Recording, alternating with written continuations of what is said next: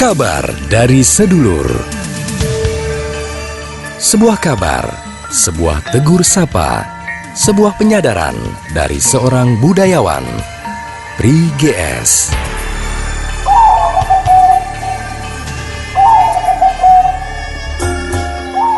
Sedulur-sedulur saya dimanapun Anda berada, ketemu lagi dengan saya Pri GS di Kabar dari Sedulur. Ini saya sambung lagi tentang tahapan mocopat yang menggambarkan 11 tahapan dari perjalanan hidup manusia. Telah saya dedah edisi terdahulu, mulai dari yang awal, yakni Mas Kumambang, kemudian Mijil, kemudian Sinom, terus yang keempat Kinanti.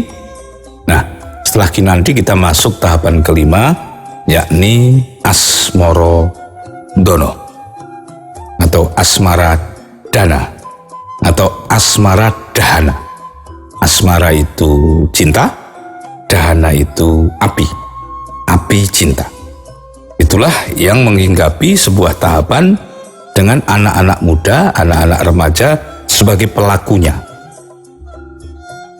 Ini tahapan ini tidak bisa diganggu-gugat oleh hukum apapun karena ia sudah bentuk hukum alam yang fix, yang definitif. Seperti kelahiran itu hukum alam, seperti menjadi sinom, menjadi muda itu hukum alam. Kinanti itu hukum alam, menjadi yang tergandeng karena kelemahan kita. Bayi itu harus terproteksi, harus dipulasara kalau dalam bahasa wabah ini. Harus dirawat, dirumat, dan kehidupannya kita bantu selenggarakan. Asmara Dana juga begitu. Ia adalah tatanan atau etapa alamiah yang tidak bisa dicegah. Maka yang bisa kita cegah adalah mengaturnya, memfasilitasinya, dan membuat manajemen agar pelaku di Asmara Dana ini menemukan bentuk keapian cintanya yang akan meluhurkan hidupnya, bukan membakar hidup. Banyak sekali asmara yang terbakar oleh dahananya sendiri, cinta yang terbakar oleh apinya sendiri, dan itu membuat kehidupan rusak, membuat ia menjadi patah bertumbuh dan salah orientasi dan salah memilih kehakikatan hidup. Nah, sekarang mari kita lihat watak-watak anak muda yang sedang jatuh cinta. Bagi Anda orang tua yang memilih anak-anak yang sedang masuk dalam periode Asmara Dana ini, prosedur-prosedur ini penting kita mengerti. Pertama, ia tidak boleh tidak ada ruang.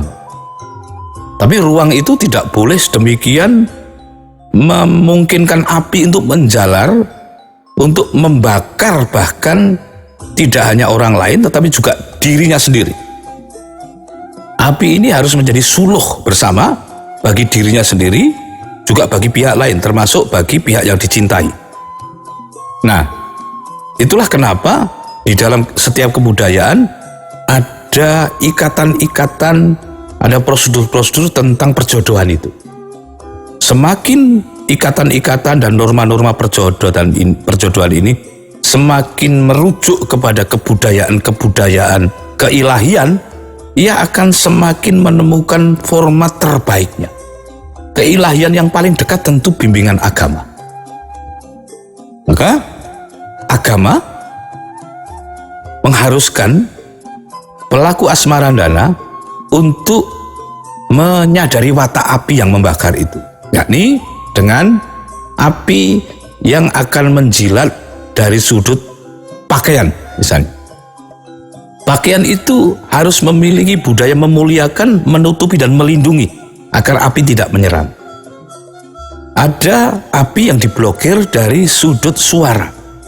Maka suara-suara yang menimbulkan eksotisme tertentu, yang tendensinya memang mengarah kepada eksotisme tertentu, sangat dilarang di dalam budaya Asmara Dana.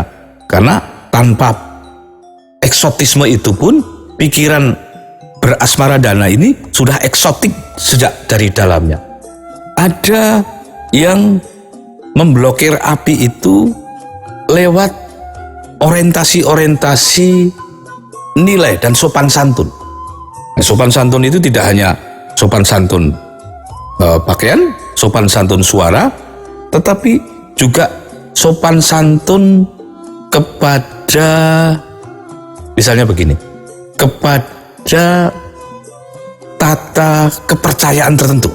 Ya, misalnya kita mempercayai bahwa yang terbaik itu tidak usah lewat pacaran, tetapi cukup langsung mengenal dengan tata cara tertentu dan menikah. Ya. Itu sudah bukan lagi diikat oleh prosedur-prosedur senang dan tidak senang, tapi sudah diikat oleh kepercayaan kita atas tata nilai tertentu.